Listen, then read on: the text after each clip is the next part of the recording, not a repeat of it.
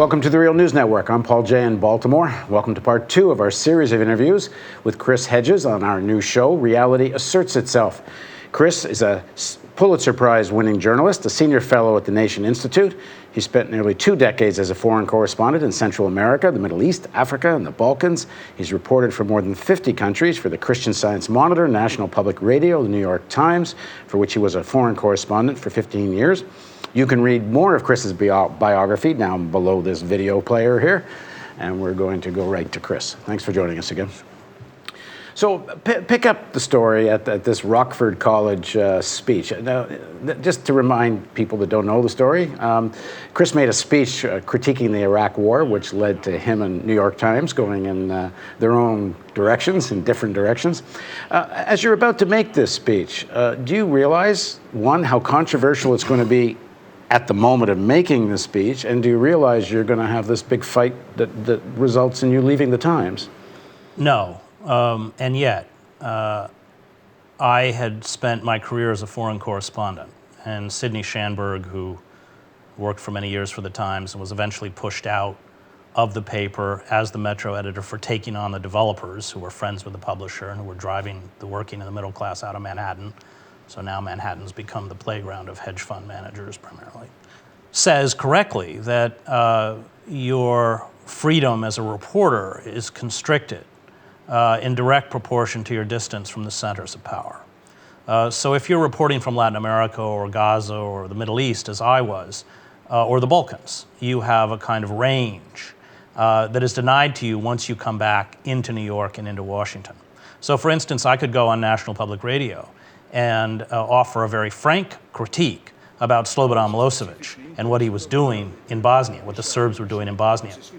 But to come back to the United States and be that candid about George W. Bush was to get me in deep trouble.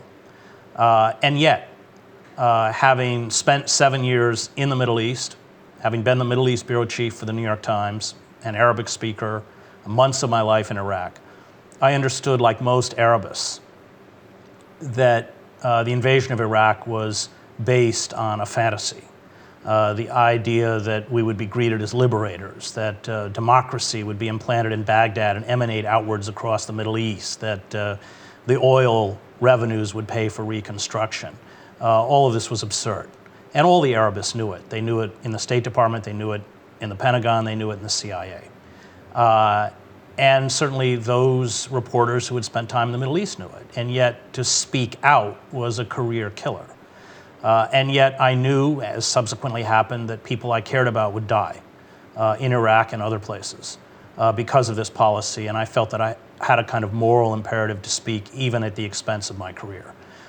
When I went to Rockford College, I knew nothing about the college except that Jane Addams, a socialist and a pacifist who had been booed off the stage at Carnegie Hall for denouncing World War I, had been a graduate. I did not know that subsequently the trustees had tried to posthumously revoke her diploma. And so I spoke as I had been speaking about the war. It engendered a very negative response. Paint a picture of where you're at, who's there. It was the commencement address, and I think they thought they were going to get the Follow Your Dream speech, which is what every commencement speaker is hired to give, but I was not prepared to give. So it was 1,000 people. I began my speech. People started booing and hissing. With love.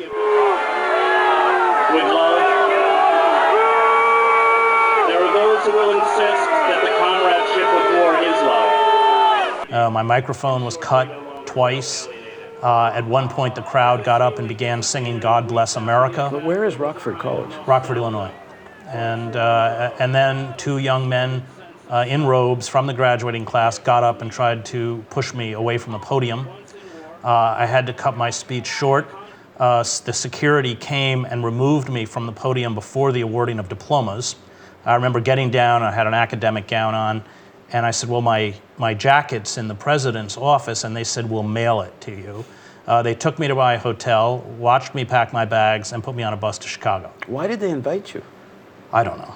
Did they not read your columns? Well, I think they thought that most commencement speakers bend to the occasion and give the usual soporific, boring, and instantly forgettable commencement address, and I just wasn't interested in playing that game. I did tell them, I remember at breakfast, that I was going to speak about the Iraq War. I don't think any of us knew. They probably didn't know how frank I was going to be.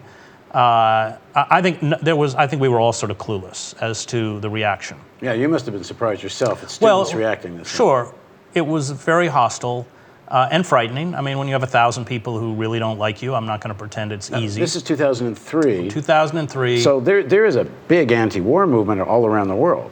Right, but you have to remember that in 2003 it was mission accomplished. We were celebrating the fall of Baghdad. People were reveling in the power and virtues of the American empire.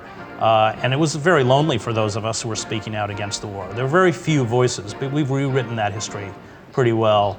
But there weren't a lot of voices. Yeah, the big protests are before the invasion. Yeah, and the general public is deeply sympathetic to the war effort. And most of the intellectual class are either silent or complicit. So what goes through your mind as you decide to make this speech? You must have had some sense in that post-invasion period that this was going to be controversial, and the Times may not like this. Yeah, I've been booed, because my career was never the point. I mean, you don't volunteer to go to Sarajevo if you're a careerist. I mean, you can get killed. I mean, I was never trying to build a career. That isn't why I was a journalist. That which again sort of makes you an anathema at a place like the New York Times, where for most people it's all about the career. So I didn't care about my career. So it wasn't a big decision. This was the next thing you were going to do. Well, I didn't know I was going to part ways with the Times, but at the same time I wasn't about to be silent. I was certainly willing to accept whatever costs came with speaking what I thought was the truth. And those costs did come, because what happened was that you got the home movie footage that was picked up by Fox and all these right-wing trash talk cable shows, and they loop them. They run them every hour. They pull out a little bit with the loudest parts of the booze, and that pressured the Times to respond. And so the way the Times responded was to call me in and give me a formal written reprimand for impugning the impartiality of the New York Times, and that I was Guild, your union. So the process is you give the employee the reprimand in written form, and then the next time they violate, under Guild rules, you can fire them. So it was clear that we were headed for a collision. Either I muzzled myself to pay fealty to my career, which on a personal sense would be to betray my father, or I spoke out and realized that my relationship with my employer was terminal. And so at that point, I left before they got rid of me. But I knew that I wasn't going to be able to stay. This decision that it was never about career, and as we said in part one, and if you haven't watched part one, you really should watch part one and then watch part two. It was in the beginning, you were a religious man, and this self-sacrifice had religious roots and religious grammar to it. Did it still at this time? Yeah, and it still does today. I mean, you can't grow up as I grew up in the church. You can't graduate from divinity school as I did and not have that way of looking at the world and looking at your role in the world deeply ingrained within you. I have great problems with institutional religion, but the religious impulse, the moral imperative, is something that I hold fast to and that I think comes out of my roots. So, which leads you to not compromise with the Times. Right. Or anyone else. So what happens? You realize this is going to part ways. Well, I had written a book called War is a Force That Gives Us Meaning, which I was pretty certain no one was ever going to read, especially with a title like that. And I was cooked. I wasn't going to get a job anywhere in journalism, in American journalism. You're already out of the Times. Oh, yeah, when I left. So I thought I was going to teach high school and coach track. I used to be a runner in college. So, did you actually get fired by the Times, no, or you decide to leave? No, I left to go to the Nation Institute because I didn't stop speaking out about the war, and so it was only a matter of time. Now, with the written reprimand, it was clear that the next time there was a blow-up, they could get rid of me. And so I wasn't going to wait. I mean, I was going to be proactive. I was going to arrange for a transition to get out before I was fired. But it was clear that I was going to be fired. Now, this has got to be a big cut in pay. Yeah, you know, what the irony is that You got kids? yeah, the big thing was the pension, you know, in medical, I lose pension. But my book sold, War is a Force That Gives Us Meaning, sold 300,000 copies. So it was on the basis of that I didn't get much of an advance for that, but on the basis of those sales, I then could get a substantial advance to keep writing. And I really didn't take a deep economic hit at all. Because I was able, and I've been largely now over the last decade, to sustain those book sales enough that I can live on it, and I can do another book. I've not sold, no book I've written has sold 300,000 copies, but they've sold significantly. But I didn't foresee that at the time. I didn't know what I was going to do. So what do you make of, I guess, the New York Times charge against you would have been that you've crossed the line from journalism to activism. They're accusing Glenn Greenwald of that with his coverage of Snowden. And of course, at the Real News, we get that often enough. What do you make of that whole line of argument? Well, let's look at what I was being reprimanded for. I was being reprimanded for challenging a non-reality-based belief system perpetuated by the Bush administration, and in particular figures like Dick Cheney and Richard Pearl and Paul Wolfowitz, who don't know anything about the instrument of war, which I happen to know very well, or about the Middle East. I was speaking out of a body of experience. I was speaking out of a cultural understanding, a political understanding, a religious understanding that they didn't have. And this wasn't a political opinion. This was based on years of experience in the region and in particular in Iraq. But it was a counter-narrative that challenged a narrative that was complete fiction. And so what I was being reprimanded for, if you really want to boil it down to its simplest element, was for speaking a truth that was at that moment unpalatable. I was going to mention at that moment, because is there also not something specific about that moment? It's just that it's not that long after 9/11. Right. It's just after the invasion, and it's at these moments the American media, which in other moments might have actually maybe not have made such an issue of what you said, they collapse, they cave at these moments as much as they did during the House of Un-American Activities Yeah, but Committee. they've also caved on Bradley Manning and Snowden and Julian Assange and WikiLeaks. And I think the media, the American media at its best, which is, institutions like the New York Times have become anemic, and at its worst, which is the commercial airwaves, have just become tools of corporate propaganda.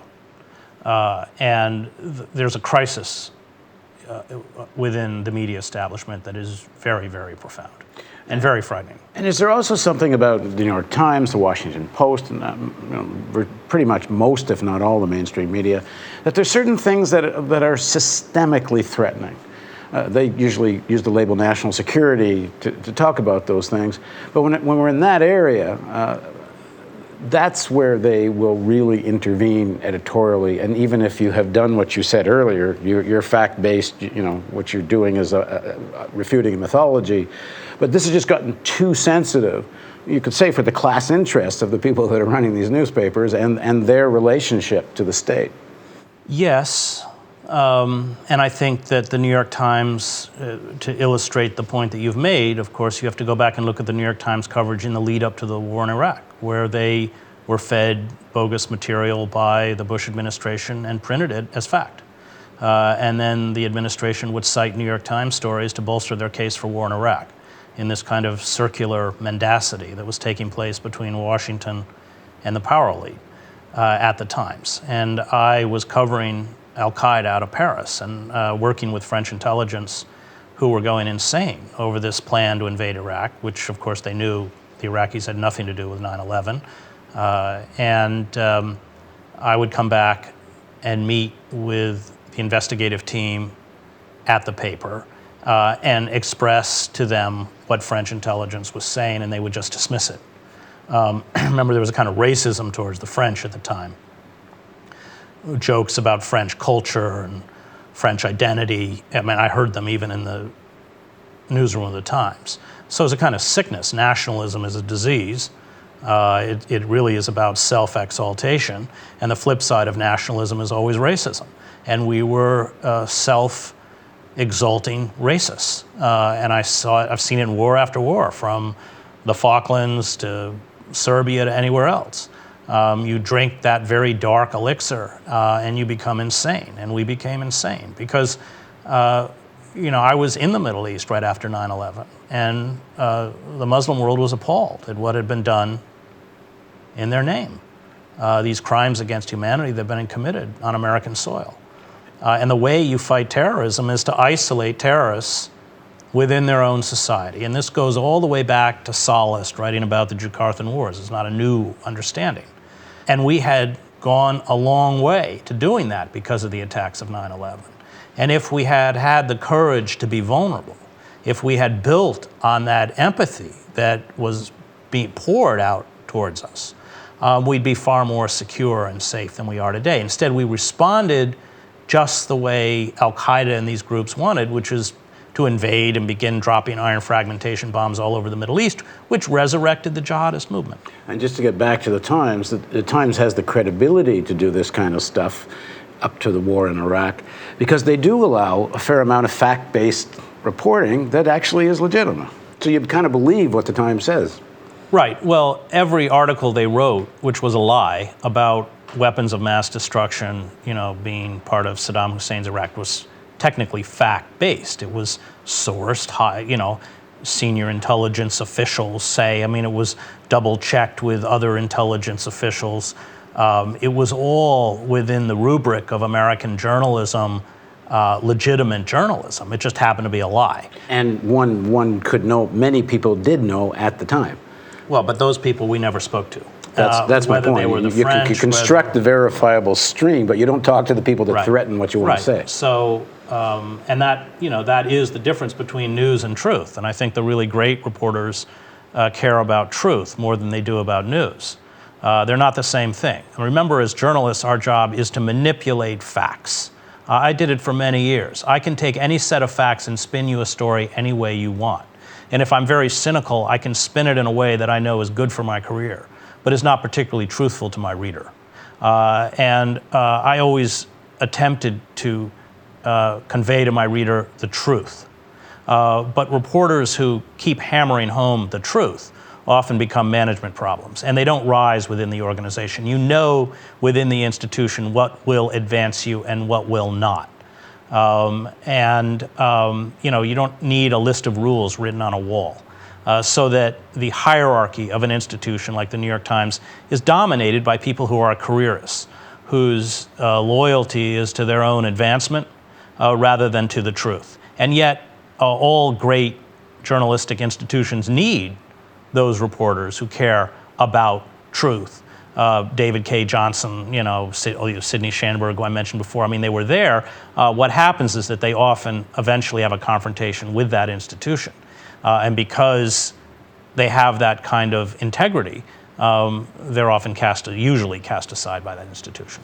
Okay, in the next segment of our interview with Chris, we're going to start the discussion about what should be done, and we're going to talk a little bit about Christian anarchism and some of Chris's philosophical beliefs.